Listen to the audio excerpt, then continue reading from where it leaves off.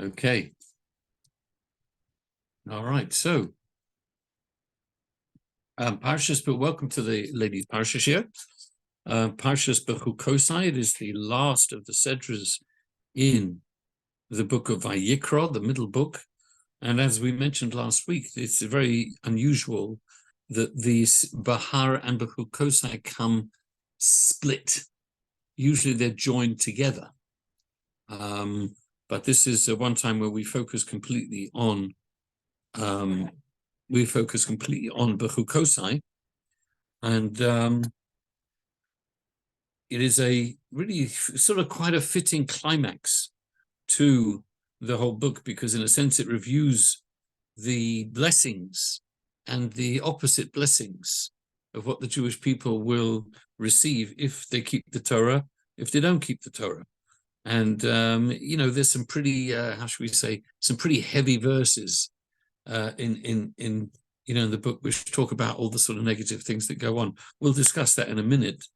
But the first thing, of course, the first word in the Parsha is interesting. It says, "Im bechukosai telechu," if you will go in my ways, in my statutes. And in the commentaries have noticed, what do you mean if? What do you mean if? We're supposed to do these things. We're supposed to do them. It's not just surely it's not like an optional extra. But the truth of the matter is, in a way, you could say, look, we have free choice. Hashem does have, he has given us freedom of choice. He's given us the Torah, and he's given the Torah as the sort of manual for living in this world. And he's the im. It says I think the Midrash says, ein im el loshen tachanunim. That im represents a tachanunim. It's like a supplication. It's almost like a request. It's almost like, please, will you make sure to keep these? It's like, you talk about a manual. What do you say? Well, at the beginning of the manual, there's a sort of, sometimes they give you a bit of a pep talk. Please take this manual seriously. Follow the manual. If you follow the manual, everything will be fine. And if you don't follow the manual, right? So there's sort of like a bit of request, sort of like even just sort of like an intro to the manual, that this is a very important thing to do. It's not like an optional extra. Keep the manual. If I want to keep the manual, I won't keep them. I want to keep them. If I don't, I don't. A manual is not really an optional extra, because you have to know how to run the thing and how to preserve the thing. And the manual is there to preserve. So Hashem is saying, look, please keep. Im means like, please do it, because really you wouldn't really need that im. You could just say Bechukosai telechu, you just go and finish. But Hashem is asking to us, because you could always ask a philosophical question. Why does Hashem need us to do something? Does he need anything? Hashem sure is infinite. He doesn't need anything. The answer, of course, is that he has decided and he has chosen that this is what he wants and this is what he needs. So, yeah, it ultimately, he said, I don't need anything. I mean, before the world existed, he was doing just fine, thank you very much. There was just him and himself and nobody else, and that's it. Okay, once he decided to create the world, he created a world where it's going to not just be him, So in other words, like in a sense, he has a partner. We are his partners. And Hashem says, look, I'm your partner. We're partners together. And I want you to, we're going to contract here. And here I'm telling you how you're going to live in the world. This is the best way to do it. This is the manual instructions. So please do it. Since I decided to create the world, I know how the world works because I made it. So therefore I'm giving you the manual and I know how it works. So you trust me that this is the best thing for you to do. And that's what he's asking. Please do it. Now, interestingly, in Bechukosai telechu, the translation of what does it actually mean? What does it actually mean? You will go in my statutes. Why statutes? What is it referring to? Well, Rashi said, and especially since it says that's mitzvosai tishmeru, you will keep my mitzvahs, you will do them. Well, So therefore, Bechukosai Telichu cannot mean keep the mitzvahs, because you got that in the next statement. See, Bechukosai, the Torah doesn't repeat itself. Yes, it's saying it's not a tautology. It's got to be saying something different. So if mitzvosai tishmara means keep the mitzvahs, Bechukosai Telichu must mean something else. And Rashi says, yeah, you know what it means? It means studying Torah hard. Studying Torah hard. Rashi says in the first column on the third line, Hebu amelim b'Torah amanas lishmo v'lakem. You've got to do Torah, you've got to work hard, but not just work hard as an intellectual concern, but something that you actually want to do and you want to keep. Sometimes, in university you have theoretical physics or theoretical mathematics, and then you have applied physics or applied mathematics, right? So, Judaism is not about theoretical study. It's always about study that is applied. Yes? We're not into theoreticals. We're always into practicals. Okay? Although it is true there are certain circumstances where the Torah itself says that this is not going to happen, it never did happen, it never would happen. So in a way, it's theoretical or even hypothetical, yes, because we know it's not going to happen. And there we are, if you like, looking at something purely from a theoretical point of view, because it's not going to happen, right? But that's a big exception. There's only maybe two or three examples of that in the entire 613 commandments. Yeah. Is that mine or is that yours? What's this beep going on here? Not sure. It's not yours. It's not yours. Okay. So really, everything is all about applied learning. So in Bechukosai Telichu means that you learn hard and you study hard. Now, here's an interesting question for you. Normally, we talk about, there's three kinds of mitzvahs. We've mentioned before, there's mishpatim. There are things that mishpatim are judgments, which sort of make sense because they're logical things, they're intuitive things. Don't kill, don't steal, don't commit adultery, honor your parents. Yes, things like that. Those are intuitive. Mishpatim, that makes sense. Then we have another group called eduyos, testimonies. They don't make sense initially, but once they're explained to you, you can see that makes sense. The Sabbath, the festivals, historical commemorations. Okay, I get that. I wouldn't necessarily think about it, but okay. Passover, the festivals, Sukkot, we remember in the desert, remember our history. Great. Shabbos, remember creation. No. Well, actually, kosher, funnily enough, although a lot of people over the years have said, oh, yes, kosher was very, very good for the health, very, very, very good health laws. Well, you could see some of the kosher caterers these days don't seem to be very careful about their health, I like Rabbi, it's a great caterer, but some of the oil and the stuff they put in it, I don't know about health in this, what I'm saying. Actually, it belongs to the third group, which mostly is called chukim, which is we call statutes. Now, those are things that don't necessarily make sense at all, and you won't really understand them. You might get to understand something of them, but primarily not. We have, for example, laws of kashrus, actually. The laws of kashrus, we don't really know why we can't eat certain animals. Why not?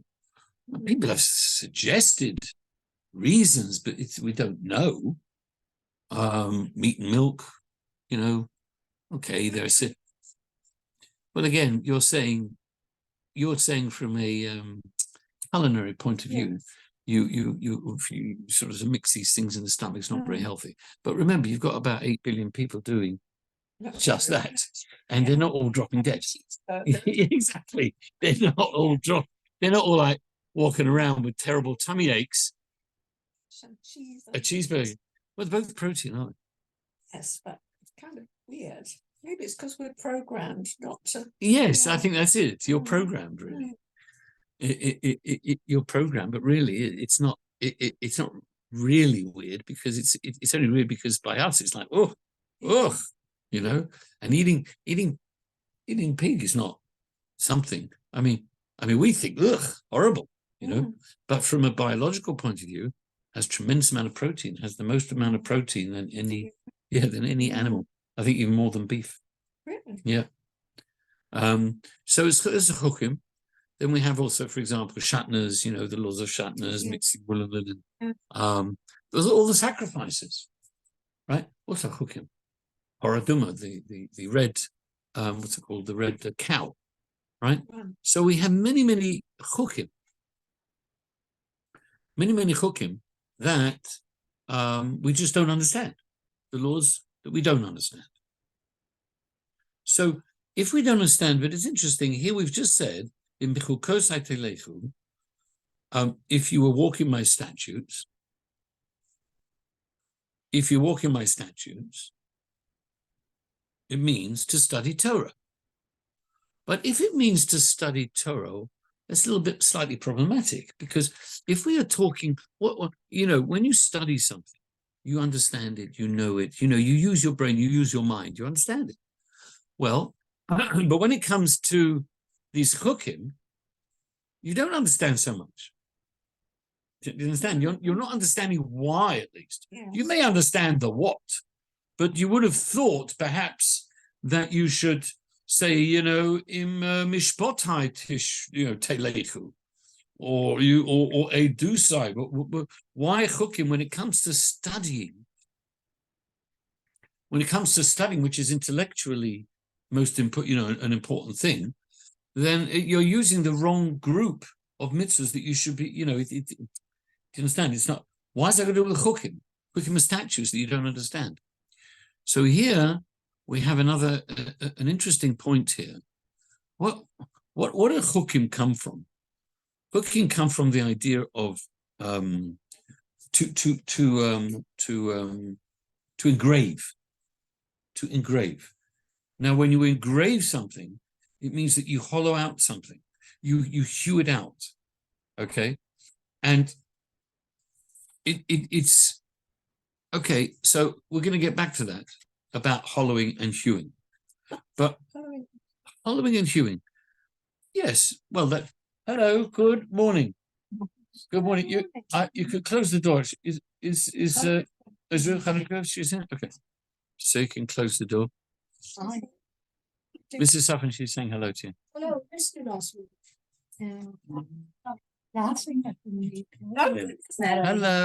Hello. We're talking. What can I go about? I'm sorry. Yes. We're talking about why is it that when we talk about studying, we are referring to chukim in Bechukosai telech, page 826, 827. And here's a very interesting insight. You know, when we study things, there's lots of things in the world that we just don't understand. We don't get. There's many things about Judaism we don't understand. For us, in a way, it's a bit sort of on a personal level. It's like a choy. Oh, I don't understand that mitzvah. I don't get that thing. I don't know. Right? I can't relate to it. I can't get it. And this is, each and every one of us has a bar, right? We have a sort of a bar where certain things make sense to us, certain things we can handle, certain things we understand, and then some things are above that. They're like chukim to us. They're chukim. I'll do it because it says to do it. I'm supposed to do it. But I don't particularly appreciate it. I don't understand it. I don't get it, really, right? Many mitzvahs are like this, I think, in our own lives. So some people have different, dare I use the word problem with a certain mitzvah, right? Some people do anything they like. So, but I don't like this tefillin business. I'm not going to put on tefillin. I'll put on mezuzah. I'll keep kosher. I'll give charity. I'll do this. I'll do that. Right? I'll shake your lulav. I'll do whatever. I'll hear the shofar. I'll hear the shofar. Yeah. But I can't do tefillin. Oh, some people say, yeah, I'll do whatever you like. I'm not shaking a palm branch for crying out loud. It's ridiculous. or I'm not going to eat some of that cardboard stuff you have once a year. That is ridiculous. That incredibly expensive cardboard that costs about £30 a pound. You must be joking, right? So these, by us personally, are like cooking. And whenever we study something, there's a bar. So it's interesting. There's a temptation to say, well, I'm not going to bother about this altogether. And I'm just not going to bother. Torah comes and says, no, you got to try and toil. You got to work on understanding and try and move the bar a bit higher, because that which if you work at it and you try to figure it out and you try to look into it, then the bar will be raised. And what yesterday to you was a choik, well now today it's going to be, I can get it. I get it. And now the level of cooking will be higher. It'll be higher. So you can go beyond. And this, in a sense, is what Hashem is saying. Bechukosai, don't be satisfied with just studying things that you understand, you appreciate, and you get. Go beyond that which you can't. We're very limited. So in Bechukosai, go and study. I mean, right now we're studying some very difficult laws in Rambam. Laws about the sanctification of the new moon. The sanctification of the new moon. Now, we're used to doing laws about do this, do that, you can't do this, you can't do that. We've been doing that at the festivals, we're just doing all the festivals. Now, here we're talking about mathematics, astronomy, trigonometry, geometry. I mean, this is so hard. These are some of the most complicated, complex laws in Judaism. And we are supposed to study these, right? There's about these last 6 chapters of this book is just mind-blowing. And but you know what? We come around each year, you try, you push a bit, you try to, funny thing, years ago, I remember studying this, and like for about a week, is like 19 chapters, right? 19 chapters. So if you study through a day, it's about a week, just under a week. So it's for about a week, I had no idea what I'm doing. Really, it's not unbelievable. Wait, so can I just ask you though? But as time went on, it got a bit easier each year. Gemara. No, Rambam, the Maimonides, is called Mishnah Torah. I'm just curious. These laws about the sanctification of the new moon. Are you able to put on silent? This is getting a little bit disturbing. Yeah. These laws about the sanctification of the new moon. Okay, so Maimonides was what year? I'm just curious. Did they know them when the Gemara was? It's all based on the Gemara. It's all based on. Of course, it's based on Gemara, and it's based on mathematics, and it's based on, what he knew himself. But it's something that has been codified. The Maimonides, he put it all in one place. This is what he's able to draw from everywhere. Midrashim, Gemara, this and the other, and from his own experience and his own understanding of astronomy. He was a genius. He understood astronomy, understood maths, all the mathematical. He was a genius. A lot of what we're learning about are tables, tables of mathematical computations. So do that forever. No, exactly, and I myself felt the same way. But as years go by, each time I've said a little bit more. It's funny. And now I just actually got a new Rambam from Steinsaltz. It's called the Steinsaltz Rambam, and it's fantastic. No, it's been out for a few years, but they've got some nice pictures there. So please help yourself to coffee tea if you like. Before we go, will you show us it? Show you the Rambam? Yeah. Oh, sure. I can show you some of these. The pictures. The moon. The picture of the moon. They're not pictures of the moon. They're pictures, mathematical diagrams of angles of this and that, the other, and movements, and then people do. Then there's one guy who's got some fantastic videos. He's got some amazing videos. I'm going to close the door with your permission. Yes. Yeah. Thank you. No, I'll do it. It's to do with the Rosh Chodesh. That's what it's talking about. It's all about figuring out exactly where.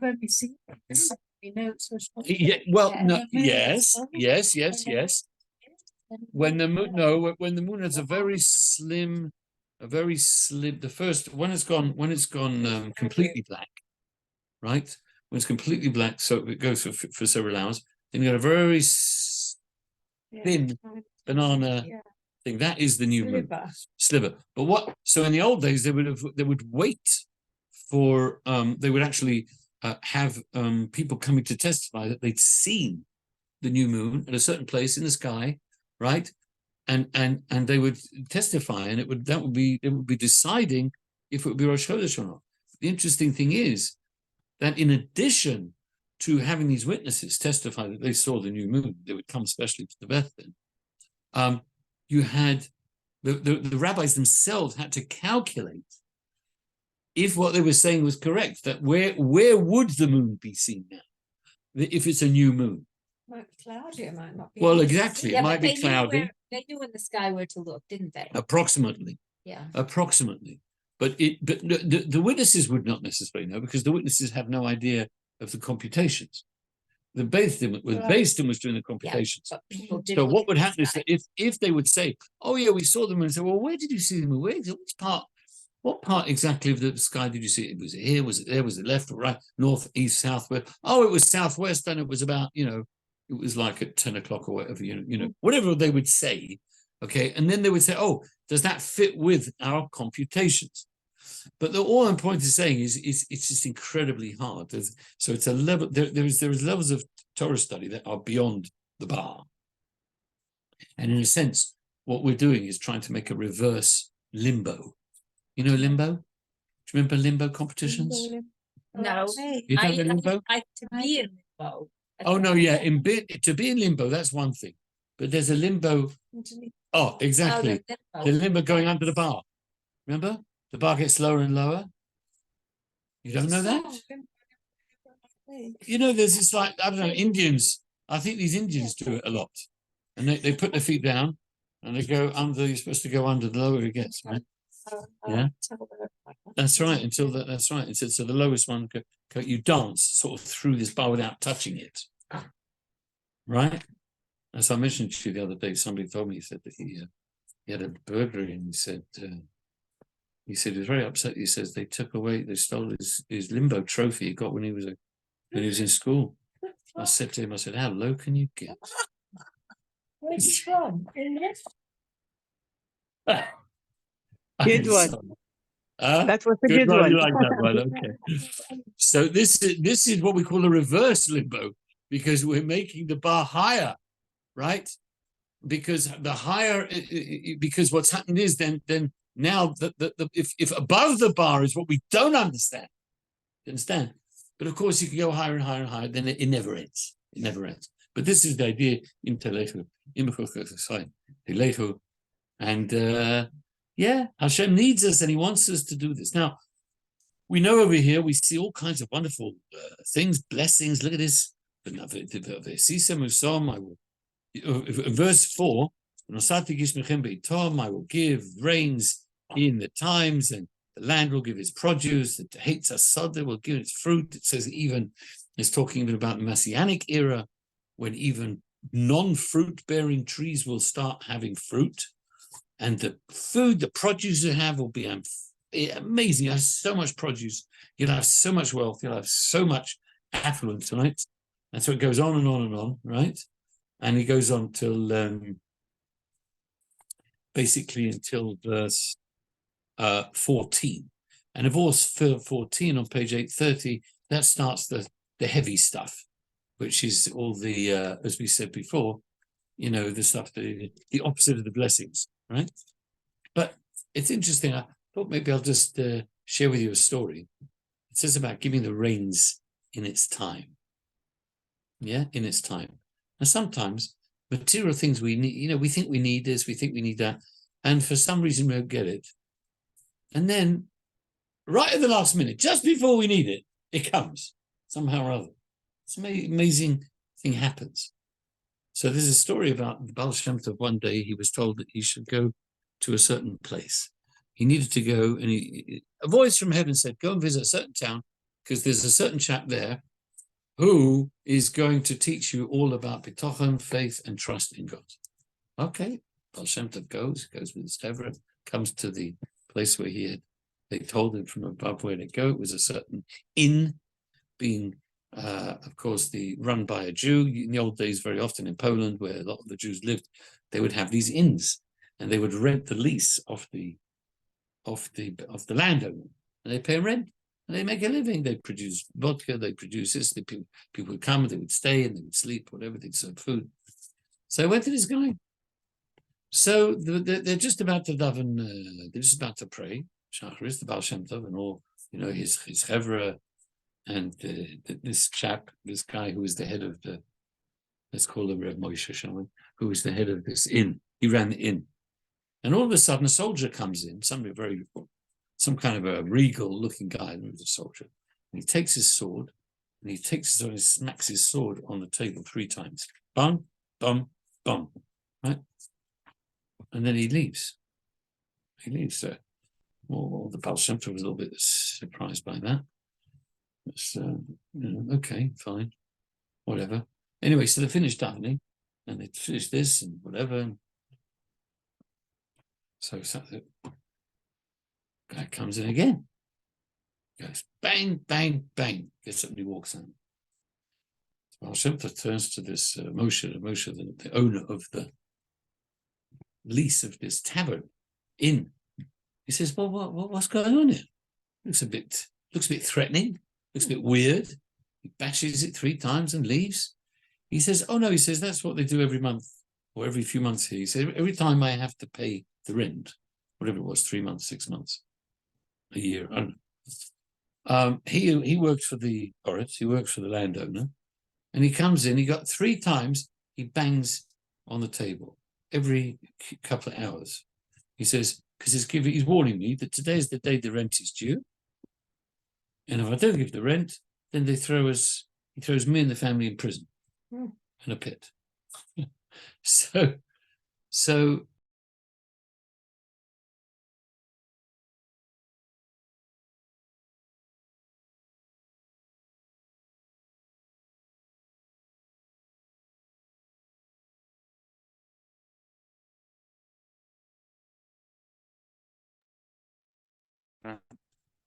are we still online or not? Now you're back.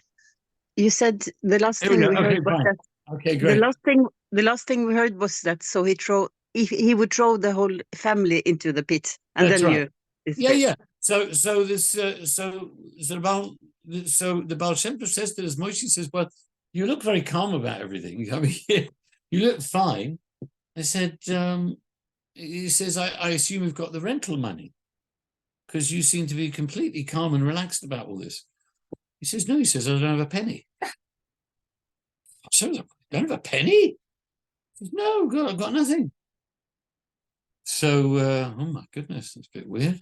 Anyway, he says, "But I've got 3 hours to go till he comes back the 3rd time. So Hashem's going to help." This is what he says. Anyway, he says, "Well, don't you think you should better go out and find the money?" He says, No, don't worry. Let's have breakfast. Let's have a meal now, and Hashem will help, So they sit down and had a whole long Suda, for a couple of hours. The 3rd time, they finished the meal. They went off for a bit. He comes in again and he bangs 3 times. So he knows this is the final thing. If there's no response now, that's it. So he starts putting on his hat and his garments and his cloak. He's going to go out and pay the rent. So the Baal Shem Tov said, what happened something happened since now that you suddenly remembered you've got some money somewhere, or you found somebody came and give you something? He says, "No," he says, "I don't have a penny." He said, "But don't worry, Hashem will help." He says, so he's walking to the Poritz to pay him, to give him the money, which he doesn't have. He doesn't have a penny. So the Baal Shem Tov is watching him. He watches him through, and he watches. Yeah, he's walking on the way. Unbelievable. All of a sudden, he sees a wagon stop. He stops by this chap, this Moshe, for a few minutes, and then the wagon carries on. After another few minutes, the guy gets out of the wagon and starts yelling at this Moshe. Okay, Then Moshe comes back. He's there for a couple of minutes, and off he goes again and walks into the sunset. Right?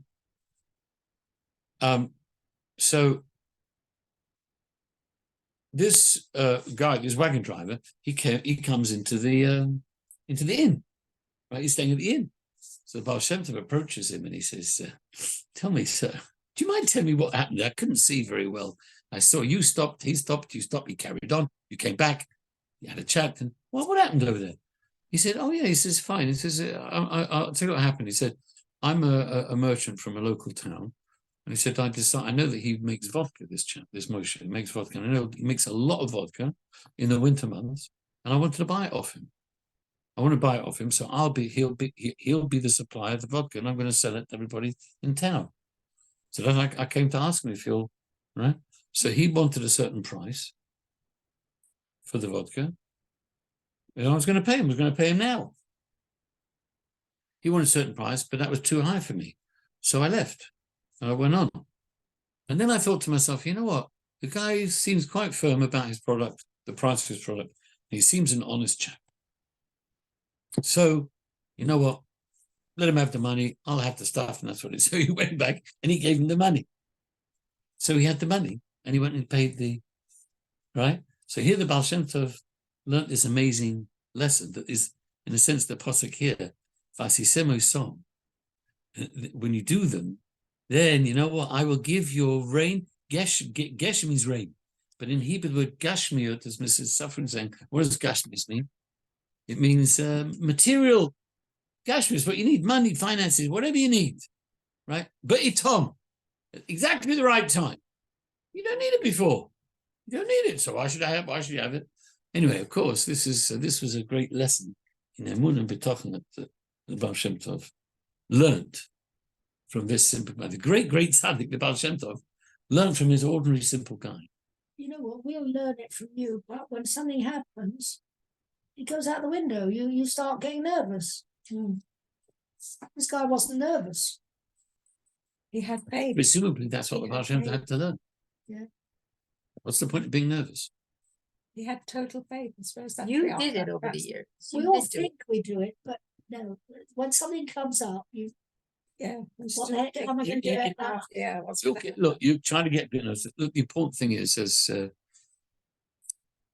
Robertson, Sarah someone used to say, she used to say, "Fake it till you make it." Yeah. Yes, fake it till you make it. It's a great line. Mm. Sometimes you sort of act a certain way, even if you don't necessarily really feel it. But if you, if somebody's miserable and depressed, the best thing to do is like even just pretend to act a little bit to be happy, and then it kind of lifts you a little bit because you feel your feelings tend to follow your actions. Yeah. It's not the other way around. So sometimes that's a very good way of doing things. So You can smile at it, but it's a false smile, but it still looks funny. Well, better smile at somebody else, maybe not a mirror. Smile at somebody else. Yeah. You got it. Anyway, so this was a great story, and of course, we could ask a general question: why are we talking all about reward altogether? Rewards, physical rewards. Is this what Judaism is about? I mean, to tell us all the physical rewards, or do we have rewards, especially when we're talking about Mashiach? Certain things, when things are going to happen with Mashiach. When Mashiach comes, it's not going to be evil anyway. And if everybody's going to be so affluent, nobody's going to care anyway about the affluence. Yes. You're going to care about it. It's like, because we will be such on a high spiritual level, we'll just be meditating and davening and learning and the whole time, and we'll be like, well, Money. you won't have to worry about money, and it'll be like the Rambam writes, it'll be like dust of the earth. It won't be important to you because there'll be so much of it, presumably. If everybody has a mansion, if everybody lives in a mansion, and they've got beautiful cars, and they've got everything they need, well, the material world won't be so important to a person, right? So why then does the Torah speak so much about it? And this is in a sense where it comes back to where we spoke about at the beginning. What happened if you think you don't have everything you need? Well, now we live in a if you want to feel rich, what the Pirkei Avot says, what does Pirkei Avot say? Who is a rich person? Who is a wealthy person? He who is happy with their lot. If you're happy with what you have, and you're grateful and appreciative and happy what you have. Just asking, Jen. Yeah, no, I'm saying it's a good question. think We all that- have to deal with this. But some people we don't always have. So the answer is look at what you do have. And when you look at what you do have, you suddenly think, wow, I have so much. I have so much. I can't believe it. Okay, I don't have that. I don't have that yet. But I have so much. And you feel, when you think about it, you feel worthy living in society where everybody really is wealthy. Everybody's wealthy. I've said this before. The Talmud, we talk about the Talmud. We had this discussion before, remember? But what is the Talmudic definition of somebody who's wealthy? You remember? No. The Talmud says, Has somewhere to whoever stay. has a toilet or bathroom, washroom, right, toilet, whatever you like, near the dining room, next to the dining room. That's what the Talmud says. Because very wealthy people in those days, they were able to arrange that sort of thing. I mean, it wasn't the same. Well, like It wasn't the same. They didn't have chain flushing. Whatever it was. No, not the chain pot. The chain pot is that's for something else. But I'm talking about a proper. They didn't have them then in the good moral times, did they? No, well, yeah, well, could have had, but That's but that only takes care of one sort of problem, right? We're talking about where we'd be able to take care of any problem. Wealthy people were able to have close by a place where they would go, right? But not most people didn't have that.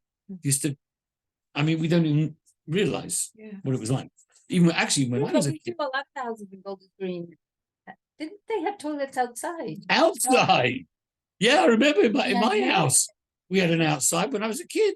We had an outside toilet downstairs. We didn't have a downstairs toilet. You had to go out of the house, right? So obviously that's not true wealth. That when we say somach, the Hebrew word is somach, close to.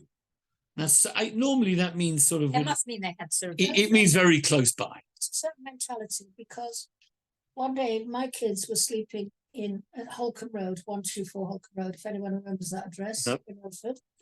Oh, Ilford, yeah. And Yes. Oh, Jada Yeah. was outside the door listening. And one of my kids said to them, these people are very wealthy.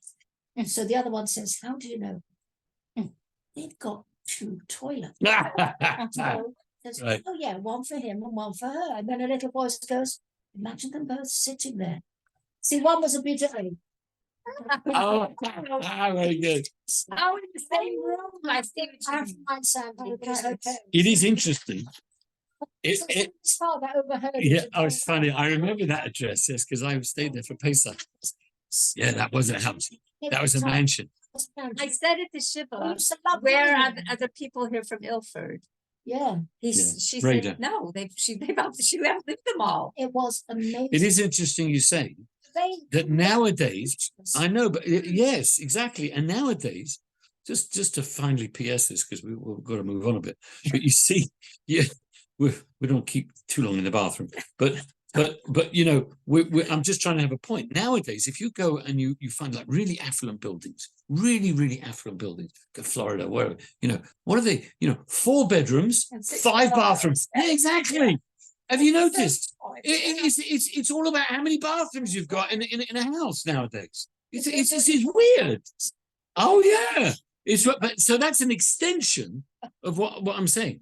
All I'm trying to say is that nowadays everybody's wealthy, right? Because everybody's got a loo, an indoor loo, very close to them. There are a few that don't have downstairs. You have to go upstairs. It's unusual to find a house where you have to go upstairs. Yeah, so some houses still have to go upstairs to the loo, right? That's they've only just put it in. Yeah, it's yeah.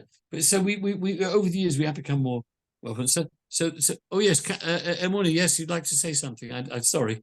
Yes. No, I was just thinking, isn't can't you interpret what the Talmud is saying there with something like the rich among us are those whose basic needs are easily taken care of? Yes, She's got a point. exactly.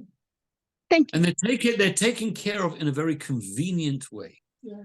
I think that's the key. It's convenience. And that's exactly what I'm trying to say.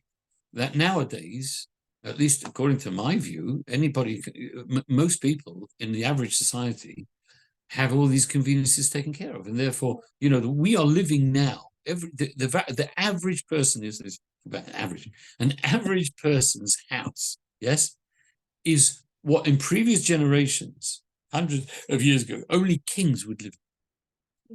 Kings and dukes and lords would have this thing where you have central heating. I mean, just think about it: central heating, right?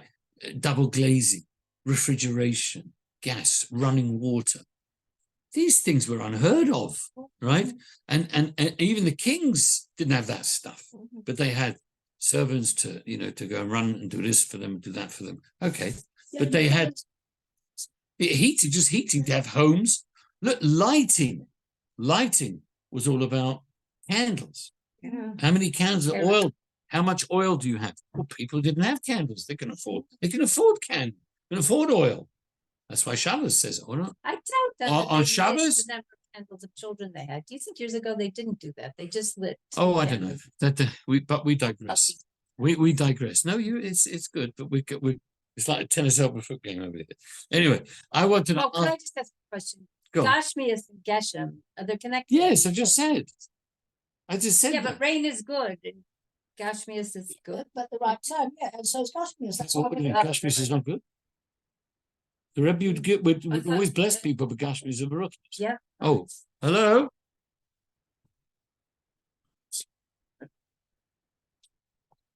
Hello.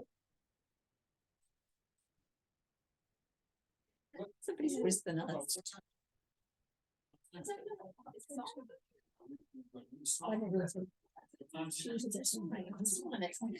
All right, good, fine, come. Yes. Oh, yes, this is nice. Okay. Yes, absolutely. As somebody once said, if you're late, you're still there. You're still there. Yeah. So Mashiach's also late, let me tell you. Yeah. Wow. And yeah, too late. Anyway, so what were we saying? Gashmias. Oh, Gashmias, yes, Geshem. Gashmias is good. Well, and look, this is what I want to discuss over here. Look, why all these material 826, page 826? Why are all these material things mentioned? If the reward, first of all, we're not supposed to serve Hashem for reward, are we? Right. Not really. We're supposed to serve Hashem because it's the right thing to do. Okay, sometimes we do need a little encouragement. We all like a little prezzy, a little candy, a little sweet, right? Yeah, but we do get a reward. I think we do. But Well, let's understand this. Is this the reward that the Torah speaks about? No. These are not the rewards of the Torah that the Torah speaks about. The rewards that the Torah speaks about, the spiritual rewards, the world to come, and various things like that. Okay, so what then is this? What are all these so-called rewards that we're speaking about in this week's Parsha? As we were saying at the beginning, it's a bit like, there's two ways of looking at it. Rambam says that all these things, the rewards that the Torah speaks about, it's like this. If you keep the Torah properly, then Hashem will give you the means to be able to study and to learn to accrue spiritual rewards. Because if a person is constantly worried about paying his bills, he's worried about his health, he's worried about all sorts of things, his gashmias, yes, then he can't focus, he can't study, he can't, right? It's very hard to concentrate. The person is not feeling well, it's hard to concentrate. If you're worried about the parnasa, paying the bills, it drives you bonkers. You're running out trying to find it, right? So the Rambam writes that if we keep the Torah properly, as a nation, we're talking about, we're not individual. Of course, there are always exceptions, but as in general, if we as a people keep, then Hashem will reward us with affluence, and the affluence will enable us to study, to do more, to accrue more mitzvahs, to accrue more knowledge, to accrue more schar, more reward, right? And if we don't, then Hashem itself, he'll make it more difficult for us. It will become, Well, but in a way, it's not even him doing it. It's not even him doing it. It's the way he set things up in the creation. As we spoke about at the beginning, we spoke about the idea of a manual. When you get a car, or you get a, I don't know what, a washing machine, very good, a washing machine, a dishwasher, an oven, any of your appliances, fridges, whatever, hi-fi, phone systems, whatever it is, they always have a manual. And what does the manual say? Follow the manual, okay, and everything will be fine. Your car will be fine. Your washing machine will be fine. You have to do this. You have to do that. Don't do this. Don't do that. Don't, you have to put oil every so often in the car. You have to do this. You have to petrol. You have to do these things. Now, what is that for? It's so that the thing should work well and do what you want it to do, and it'll work for you. If you look after the appliance, it'll look after you, as my mother, Shalom, used to say, right? It's a good word. Yeah. If you look after it, so you look after it. So, and if you don't look after it, it will stop working. And then, so what the Torah is telling us here in Bechukosai, he's saying, look, keep the manual. Look in the manual, do what you, and then everything will work properly. And it's not like people don't say, well, there's a word, wow. Do people get in the car and say, wow, my car is working? Or, wow, the dishwasher actually worked today. Well, could be some people do say that, maybe if it was old and decrepit. But, machines that have been working for years, and you don't sort of say, oh, wow, amazing, the washing machine is working. So if it's not working, exactly, when it stops working, and exactly, and the problem is quite often we don't realize that if something stops working, it could be we didn't maintain it properly. We just had this thing. It's interesting. We got this thing. You see this? Can you see this machine here? Cute little thing called Framio, right? So you can have. I see this little video even. So people can send pictures.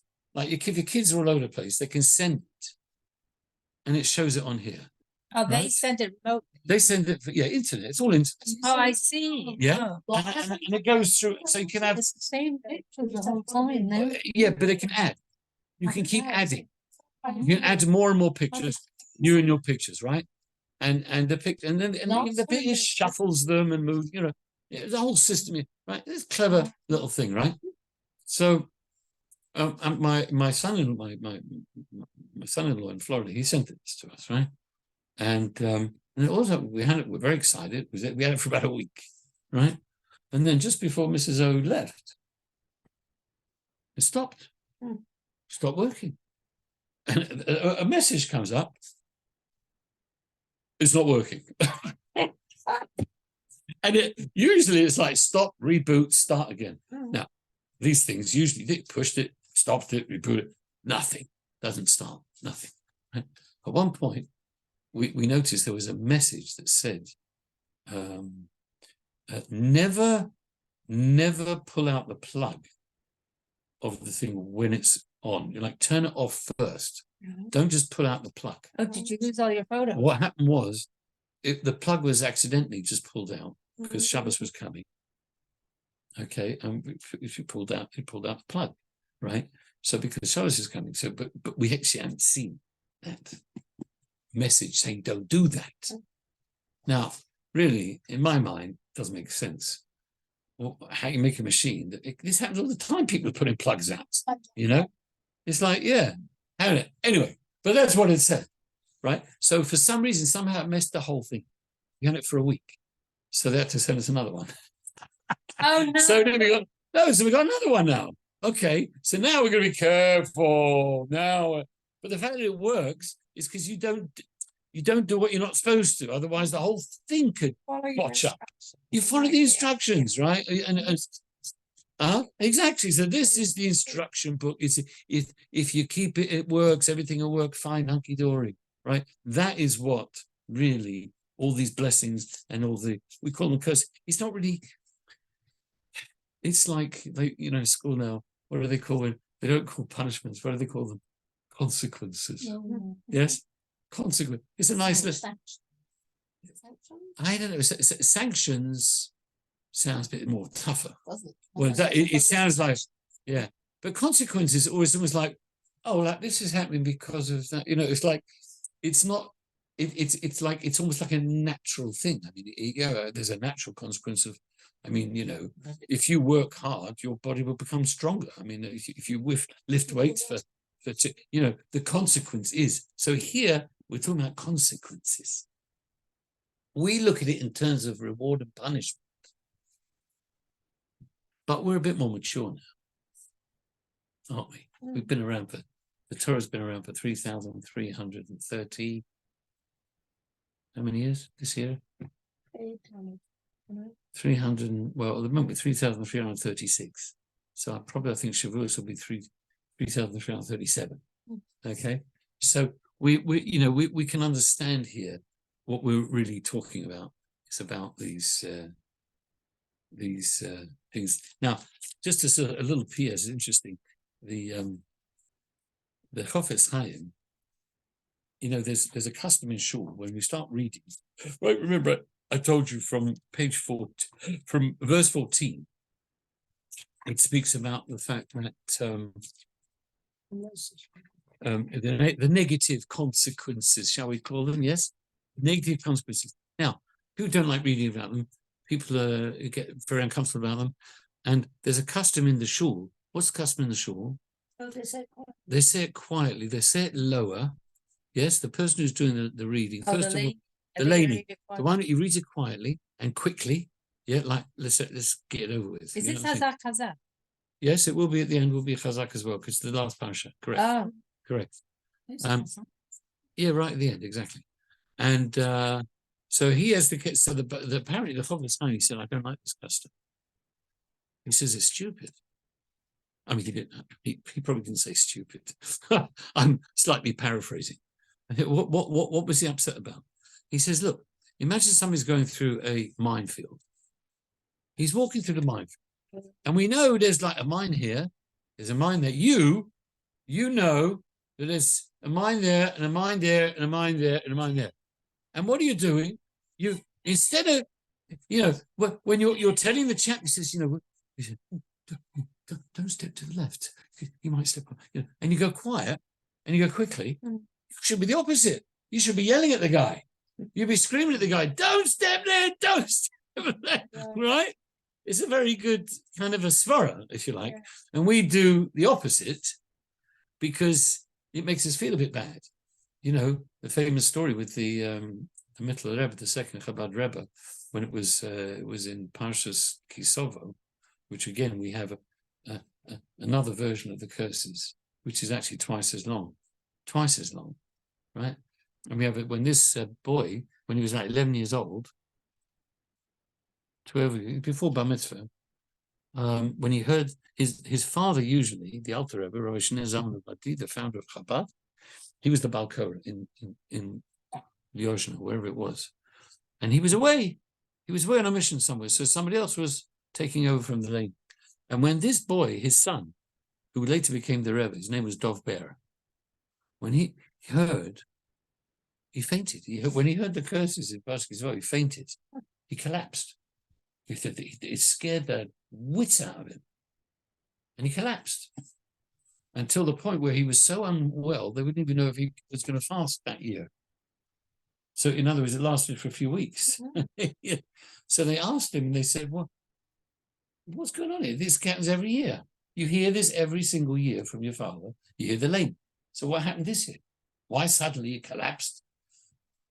So he said the famous words. He says, when my father lanes, I don't hear any curses. I just don't hear them. He reads it in such a way that it's not just words, negative words. It's coming from a place of pure love. And somehow that's communicated through the lane. Okay. But because that's really what it is. It's just that when obviously someone at a much lower level, who's going to be a bit more mechanical, he's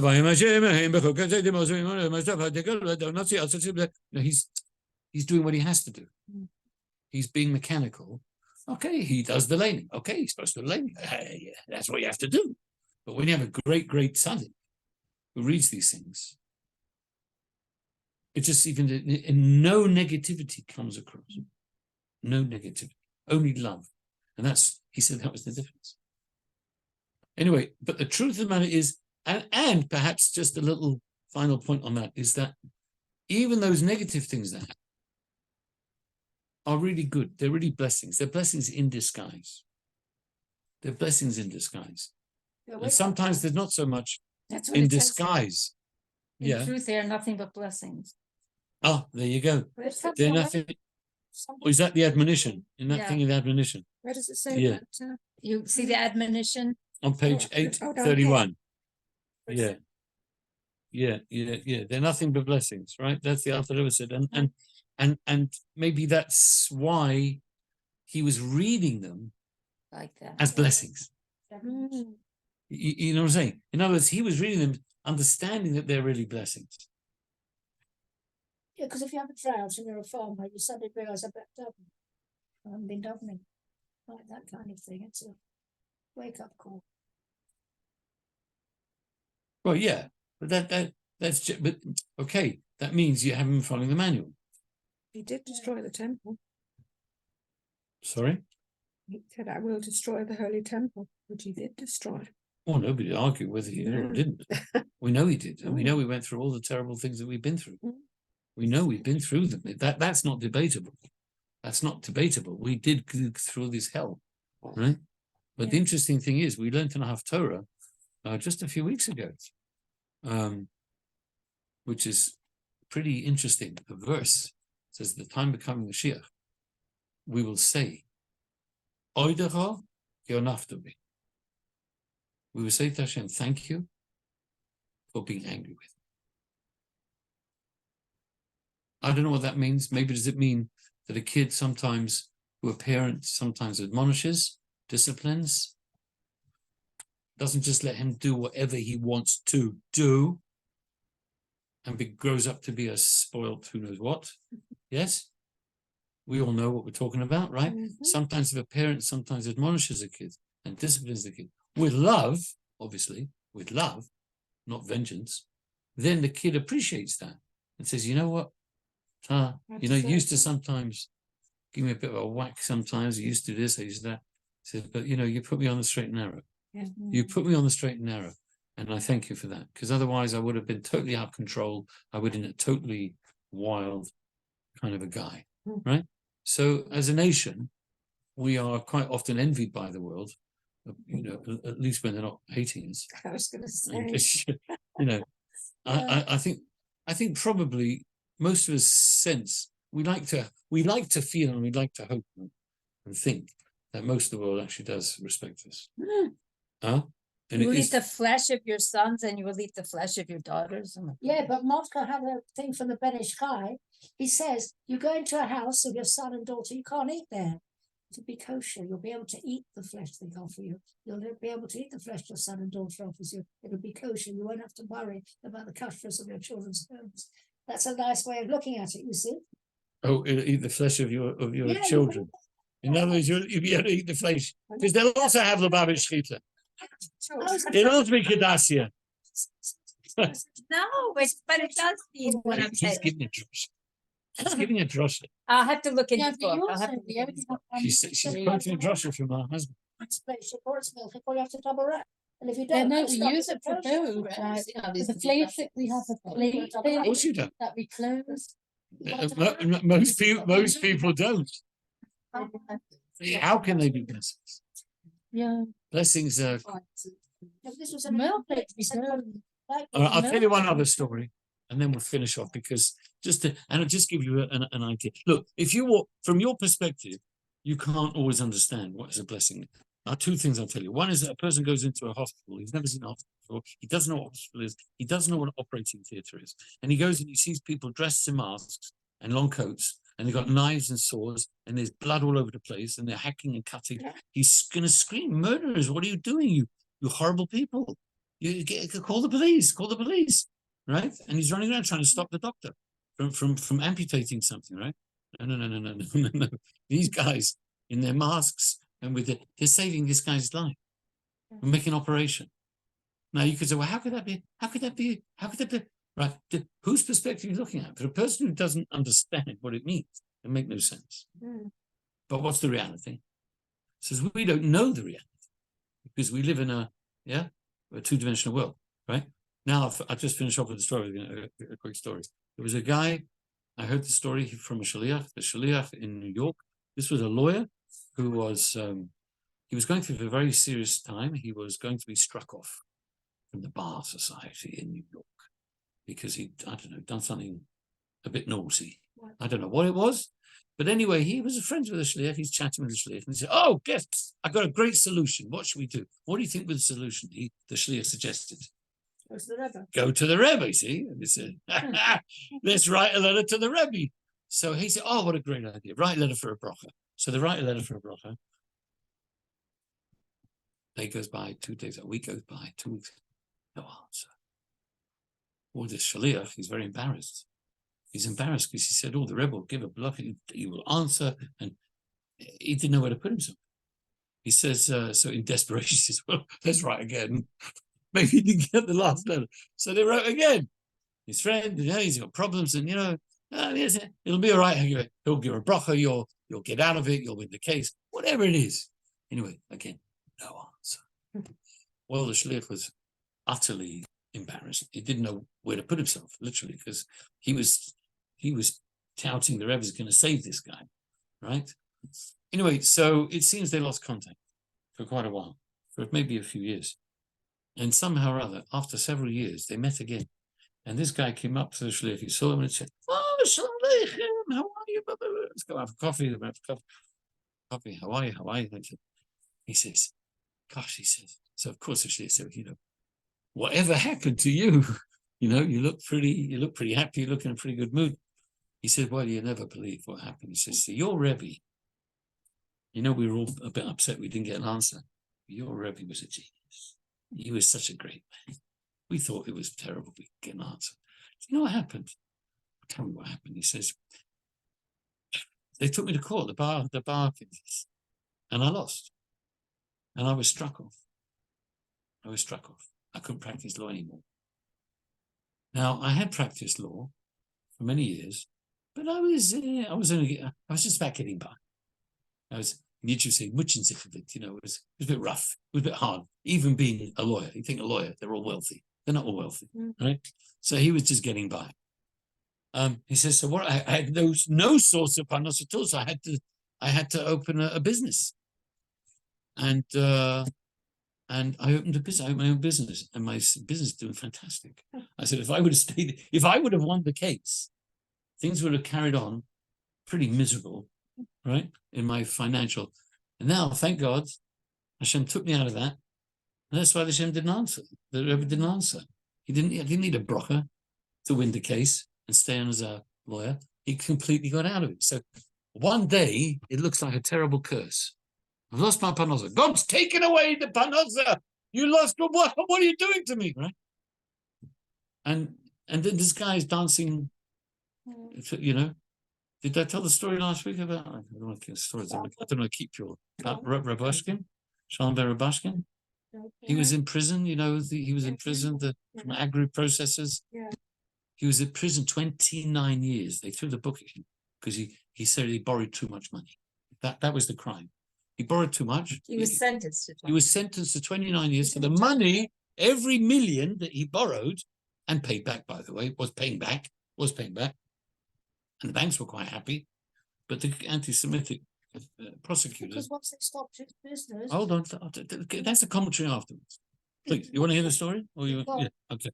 So he was 29 years. So after about 7 years in prison, one day it was Hanukkah, and he gets a letter from the government. It was like an appeal, a big appeal going on, and the lawyers are very optimistic about this appeal. But this was like the last appeal, and he got a letter addressed to him. He said, "Got a letter for you." Open up the letter. One word on this letter, big letters: denied. Two words: appeal denied. Well, that was the end of the line. That was the end of the whole thing. There was no other appeal. There was years of appeals. Anyway, so he said, okay, Hashem's going to have to get me out some other way. That was the 7th day of Hanukkah, however many years ago, when It was Trump's last year of office. The day after, on the last day of Hanukkah, he got pardoned from Trump. Really? He got a commutation. remember. It wasn't a pardon, it was a commutation. You know, the time served? Time served, wasn't a pardon. But he got out the day after. He got this. Now, It was he- Fanny Teller's wedding. I was there. but here's the interesting thing. He says, so it's very important to, he said like this. He says, think about it. He said, I'm thinking about it. He said, first of all, the incredible miracle. The day after, he said, there's no hope. That was the end of the line in any normal realm. There was no other appeal available. So that was it. He was going to have to spend another 19 years or 20 years. Yeah, it was unreal. And, but he had betochen that Hashem's going to still take him out. And, but he said like this, he says, funny things, had the appeal worked, right? The appeal worked, then what would have happened? He would have had his sentence reduced. Well, maybe 5-10 years, because they were saying they gave him too much, right? So, but he would have stayed in prison for another 10 years or so, right? It would have, and yet, so here the fact that it was it was null and void, that the appeal failed. So now he could be let out completely free, which is exactly what happened. And had nothing against him. Yeah. That was his theme, though, of being in prison, with betochen in Hashem. Yeah, He in the was there book. a long time. Yeah, the book. More Rubashkin. Remember that? Shalom. Yeah. And he was Mordechai. given 29 years. It was all anti-Semitism from beginning to end, the whole thing with the helicopters. I want someone to write a book about it, He's written. not his book. You've seen that book? Yes, seen that book? yes. So what book do you want it to be No, I written? want a different book. What kind of book do you want? I want a book covering the whole thing about who this woman was, Okay. who sent whoever they were that came in on the helicopter, Isn't it? the explanation of who lives Yes. in Postville. No, I don't want Rubashkin's Oh, so book. you're going to have to. I want a bigger book. So why don't you But write they, it? they interviewed that lawyer. I want you to write No, that no, book. no, I'm not a writer. And I don't know. We'll find where. somebody. No, I'm still waiting for it. I'm Well, hoping you want somebody's the book, writing. so you write it, you know? Oh, the mitzvah was wonderful. Anyway, oh, by the way, Joe wrote a very good article. It's going to be JC this week Yeah. about the arrest of Benjamin Netanyahu. Oh, It's actually very good because he wrote very well about how it's become like a The warrant. judicial Yeah. state of Israel. Judicial It's like they can't program. get the yeah, they can't do anything else. they've got the whole state. It said that in history it shows that it's no different to the laws in Germany that came against the Jews. What's the difference between this now and this law? They're all similar. They use the international. But it court. hasn't yet been issued. Not yet. No. 3 judges. Where's Sorry. that? It'll be in the JC. publishes. Yeah, was it in another paper last week? Because he did send me something else. He said he Mintz. did another one, a really good one. Joe, Joseph Mintz. I can't remember what it was on that. Is it Mintz or Mintz? Mintz. M-I-N-T-Z. Yeah, Mintz. That's what I thought. Yeah. That's- Okay, everybody. Thank you very much. Thank you for coming. Thank you for listening. And we'll see you next week. And good Shabbos all. Thank you so much. Bye. I don't think Denise came this week. Thank you. All the best. Bye-bye. Bye-bye. I tell you what he wrote one on.